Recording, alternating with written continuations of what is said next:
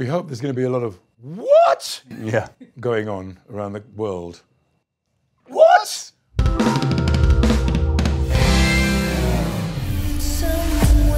She said she was going on a trip with her boyfriend. Could you be dead? This is the guy she went away with.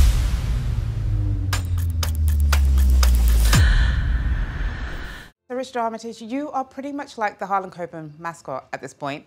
How did this new role challenge you in a different way to your other roles?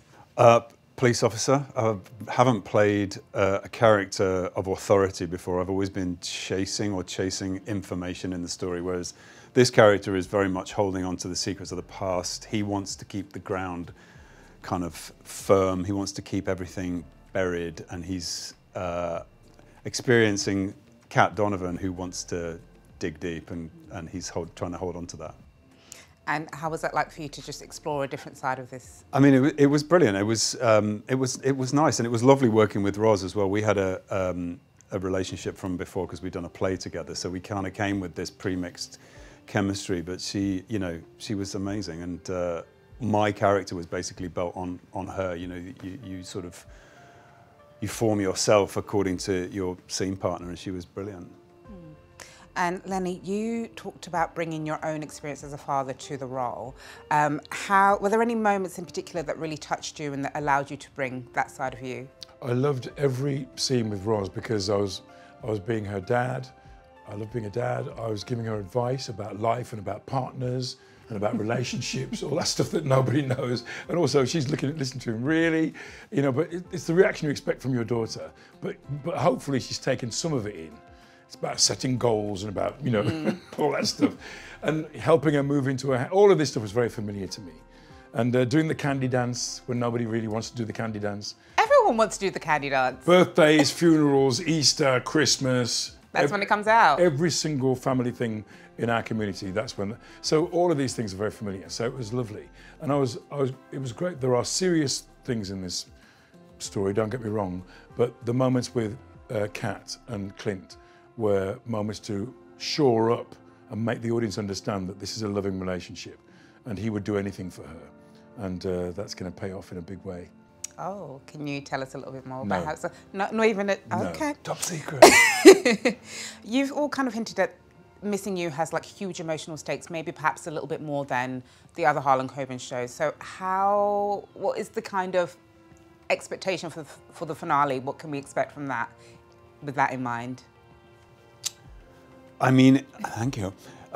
Yeah, the end of the book is one of those things where you feel like the rug's been yanked from underneath you, and I think, you know, building the story through loss, you know, the love that's been lost from Kat for her father, the loss of her fiance, and her quest to find it and reconnect with it. That's the thing that's going to kind of stab you in the heart at the end. We hope there's going to be a lot of what? Yeah. Going on around the world. What? Have you had a chance and an opportunity to see the ending for yourselves? No? What was it like when you read that on script? Like when you saw how it was going to unfold? What? Okay. And obviously, Lenny, you've had like loads of roles. You've been lucky enough to have like a plethora of roles. What was it about this character that made you think, yes, I have to play this role? I love that. I love Nicola Schindler. She produced Danny and the Human Zoo. When I was asked to be in this, Nicola rang me and said, would you look at this? And I was really excited. Harlan Coben is a legend. And I read the books, and I went and got this one, and I literally got to the last page and said, what? What? So I thought, well, I've got to be in this. This is different to me. I've not really played a cop before, so it was good to be a cop and to have responsibilities and to be the kind of cop people talk about, for whatever reason, is a good role to have. The legend. Yeah. And Richard, you've obviously been in quite a few Harlan Coben roles. Is there any of the books that you have that haven't come out yet as TV shows that you might see yourself playing a character in? Which one would you like? Yeah, I mean, I was asked to interview Harlan when he released his penultimate book, which was called I Will Find You. And I remember sitting down to read it and thinking, please don't let this be a role that I want to play, because I don't think they'll let me play another one. And of course, within the first 10 pages, you're like, this is amazing. So I would love to see that adapted. I don't think they'd let me be in it, but it's a great. It's just such a great story. And I can't wait to see that character as 60-something black, very amusing friend who can handle moments of deep tragedy too. I think that would work really nicely. I want to see that. I'm excited to see that too. What was the name of that character that you wanted to play in the book? I can't remember the name of the character, but the book is called I Will Find You. Okay. Yeah. And just finally, what was it like working with this particular cast? I mean, they're amazing. That's the joy of working with Nicola, Harlan, Richard at Key Street, is that they always assemble the most brilliant cast. They think so carefully about it, like they really do. And if it's not right, you know, they don't ever get it wrong. But it's just great. You turn up on the first day and everything just makes sense. And it's a squad, so people know what their job is and they do it. And you're in a scene with someone and they're looking at you going, oh, I better bring this. They know what they're doing. Yeah. There's nobody on set where you think, hang on, what? It's very much bang. Yeah. And you're in it. And it's fantastic to play. From beginning to end, can you kind of tease where your character's emotional journey takes them and were you satisfied with that arc? What can you tell me? I was definitely satisfied with Josh's arc, but I mean, when you find him, it's kind of them reigniting their relationship again. So, I mean, at the beginning, it feels very, like, it's fun, right? Yeah, it's fun. the flashbacks. You know, the flashbacks. Yeah. I think for a bit, when we come back together, kind of, you have a bit of, yeah.